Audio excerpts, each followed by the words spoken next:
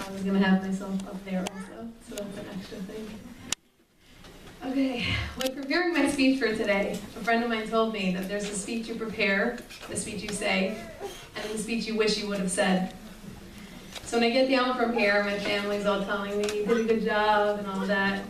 I'm not sure if I should believe them, because they would say that even if I stuttered. And my friends, my classmates, are all going to say that I did well, I'm sure.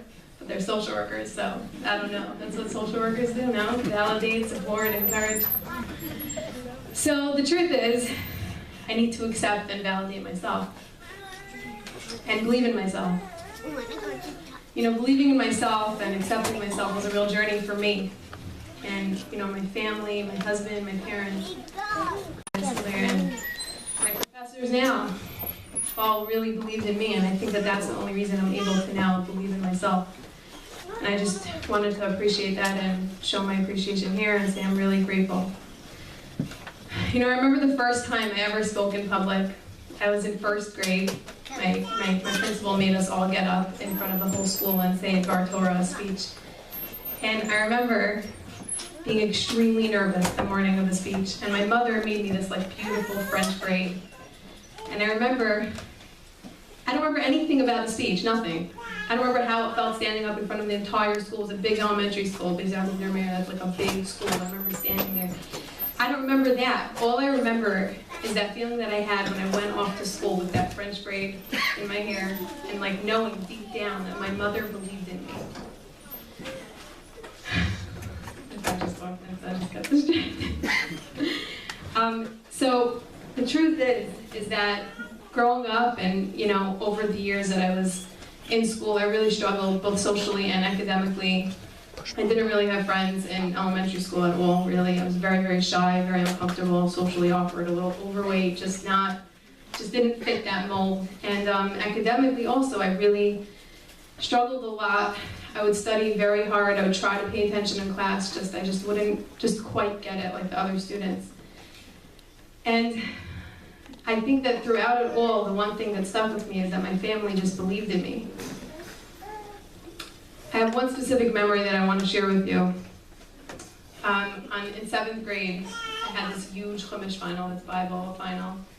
And it was by the hardest teacher in the school. Her name was Mora Shoshana, and she was really, really hard, this older woman that was very strict. And so basically that morning, I remember being extremely nervous, sitting on the school bus, on the right side of the bus, if you all know what buses are like, and I was sitting by myself, and I open up my knapsack, and I see this card that I saved that I wanted to read to you.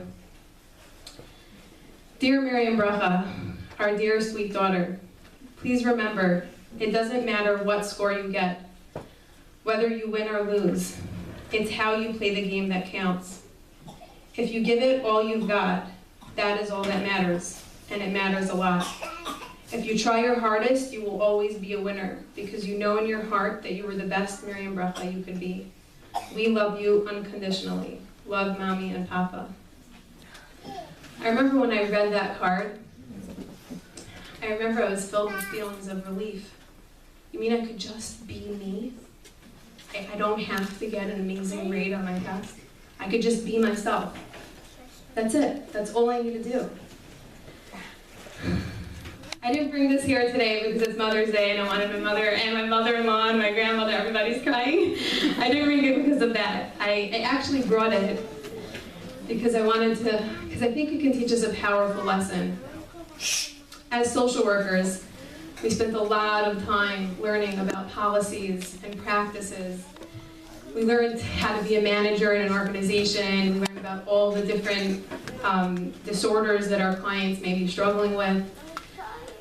We learned about research. We learned about all these important things.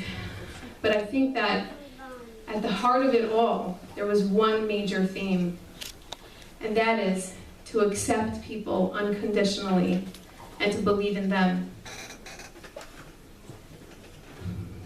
Our professor, Dr. Perlman, not everyone, had, but said quite often that he believes that social work is not just a profession, that it's a calling. I think that many of us came into this, had this feeling, wanting to give, even like a need that we want to give and we need to give to others. And I think over that time, we took a step back and we did learn to develop it, and we understand it a little more. We nurture it, we're accepting of it. And I think now that we're at this point, that we have the skills and we understand ourselves, we're now able to really understand and help others. You know, Carl Rogers says this line that I thought was really fascinating. When I accept myself just as I am, then I can change.